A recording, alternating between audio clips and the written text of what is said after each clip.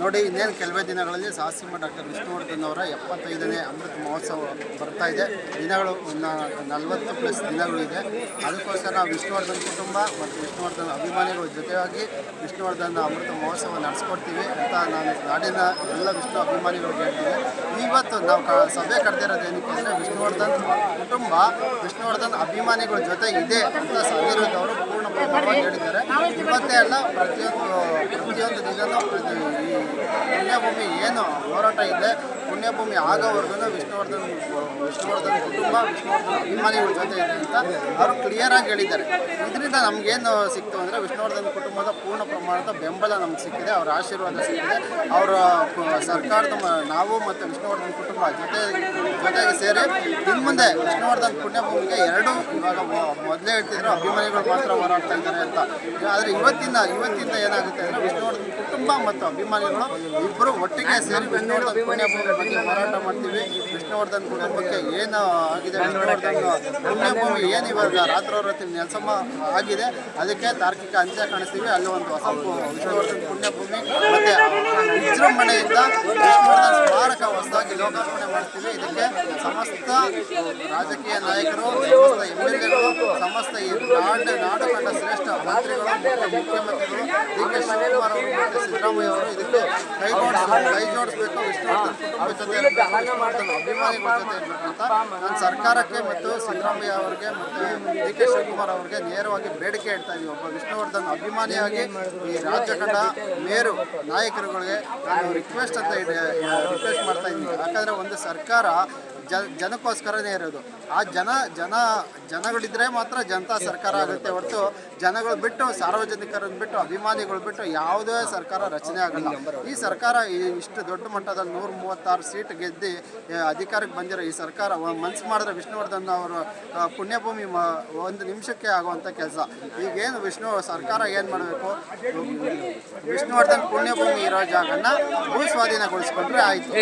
ಮಾಡಬೇಕಾಗಿರೋದು ಇಷ್ಟೇ. ಸರ್ಕಾರ ವಿಷ್ಣುವರ್ಧನ್ ಪುಣ್ಯಭೂಮಿ ಬಾಲಣ್ಣ ಅವ್ರ ಮನವೊಲಿಸಿ ಅದಕ್ಕೇನು ಪರಿಹಾರ ಒದಗಿಸ್ಬೇಕು ಅದನ್ನು ಒದಗಿಸಿದ್ರೆ ಆಯಿತು. ಅದಕ್ಕೆ ಪರಿಹಾರ ಸರ್ಕಾರ ಏನು ಒದಗಿಸೋದು ಬೇಡ, ಅಭಿಮಾನಿಗಳೇ ಅದಕ್ಕೆ ಎಷ್ಟು ದುಡ್ಡಾದರೂ ಪರವಾಗಿಲ್ಲ, ಅಭಿಮಾನಿಗಳು ಕೊಡೋಕ್ಕೆ ನಾವು ರೆಡಿ ಇದ್ದೀವಿ. ಎಲ್ಲ ವಿಷ್ಣುವರ್ಧನ್ ಅಭಿಮಾನಿಗಳು ಕೋಟ್ಯಾಂತರ ರೂಪಾಯಿ ಕೊಡೋಕ್ಕೆ ನಾವು ರೆಡಿ ಇದ್ದೀವಿ. ಇಂಥ ಸುಸಂದರ್ಭದಲ್ಲಿ ಸರ್ಕಾರದ ಮುಂದೆ ಇರೋದು ಒಂದೇ ಒಂದು ಸ್ಮಾರ್ಟ್ ಡಿಸಿಷನ್ ಅಷ್ಟೇ.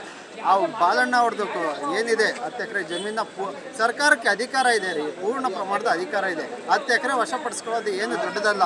ಇದೆಲ್ಲ ನೈಸ್ ರೋಡ್ಗೆ ಮತ್ತು ದೊಡ್ಡ ಪ್ರಾಜೆಕ್ಟ್ಗಳಿಗೆ, ಏರ್ಪೋರ್ಟ್ಗೆ ಎಲ್ಲ ಎಷ್ಟು ಲಕ್ಷ ಎಷ್ಟು ಸಾವಿರ ಎಕರೆಗಳನ್ನ ವಶಪಡಿಸ್ಕೊಂಡು ಗಂಟೆಗೆ 1 ಅವರ್ 2 ಅವರಲ್ಲಿ ಡಿಸಿಷನ್ ತೊಗೊಂಡು ಇಷ್ಟು ಲಕ್ಷ ಎಕರೆಗಳನ್ನ ಸರ್ಕಾರ ಭೂಸ್ವಾಧೀನ ಮಾಡ್ಕೊಂಡಿದೆ.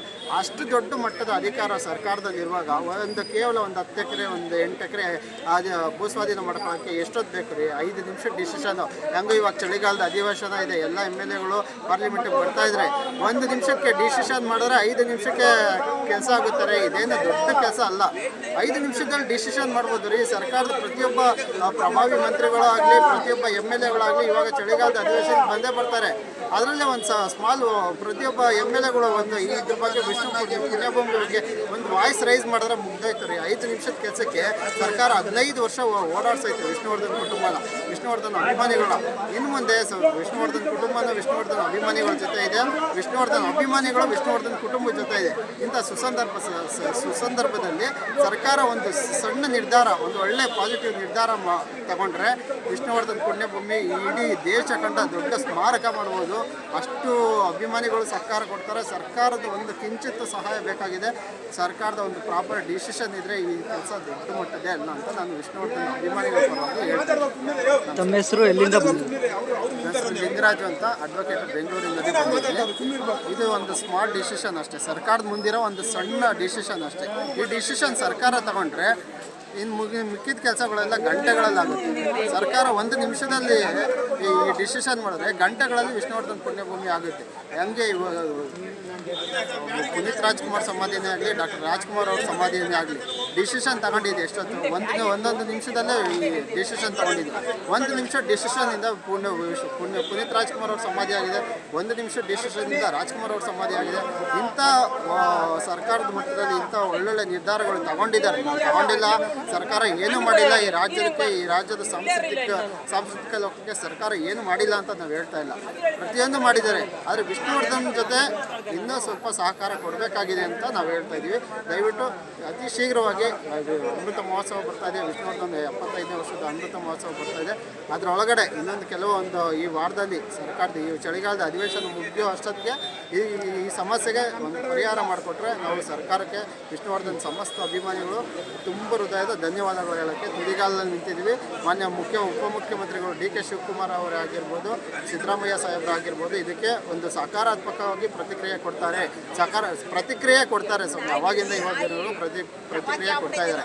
ಆದರೆ ಪ್ರಾಪರ್ ಡಿಸಿಷನ್ ತಗೊಳ್ತಾ ಇಲ್ಲ ಅಷ್ಟೇ. ಸರ್ಕಾರಗಳು ಆ ಕ್ಷಣಕ್ಕೆ ಪ್ರತಿಕ್ರಿಯೆ ಕೊಡ್ತಾರೆ. ಆದರೆ ಪೂರ್ಣ ಪ್ರಮಾಣದಲ್ಲಿ ಪ್ರಾಪರ್ ಡಿಸಿಷನ್ ಅಂತ ಒಂದು ತಗೊಂಡಿಲ್ಲ. ಅದು ಇನ್ಮೇಲೆ ದಯವಿಟ್ಟು ತಗೊಳ್ಳಿ. ನಾವು ನಿಮ್ಮ ಹತ್ರ ರಿಕ್ವೆಸ್ಟ್ ಮಾಡ್ಕೊತಾ ಇದ್ದೀವಿ. ಇದೊಂದು ಕೆಲಸನ ಪೂರ್ಣ ಪ್ರಮಾಣದಲ್ಲಿ ಮಾಡಿಕೊಡಿ. ವಿಷ್ಣುವರ್ಧನ್ ಅಭಿಮಾನಿಗಳ ಜೊತೆ ನೀವು ವಿಷ್ಣುವರ್ಧನ್ ಅಭಿಮಾನಿಗಳ ಜೊತೆ ಇರಿ, ವಿಷ್ಣುವರ್ಧನ್ ಕುಟುಂಬದ ಜೊತೆ ಇರಿ. ಈ ನಾಡಿನ ಪ್ರತಿಯೊಬ್ಬ ಕನ್ನಡಿಗರ ಮನಸ್ಸಿನಲ್ಲಿ ನೀವು ಇಂಥ ಒಳ್ಳೆ ಕೆಲಸ ಮಾಡಿಕೊಟ್ರೆ ಇಡೀ ರಾಜ್ಯದ ಕನ್ನಡಿಗರ ಜನರ ಮನಸ್ಸಿನಲ್ಲಿ ನೀವು ಉಳಿತೀರಾ ಅಂತ ನಾನು ನಿಮ್ಮ ಹತ್ರ ಇದನ್ನು ದಯವಿಟ್ಟು ರಿಕ್ವೆಸ್ಟ್ ಮಾಡ್ಕೊತಾ ಇದ್ದೀವಿ. ಎಲ್ಲ ಮಂತ್ರಿಮಂಡಲದ ಮಂತ್ರಿಗಳಲ್ಲಿ ಮತ್ತು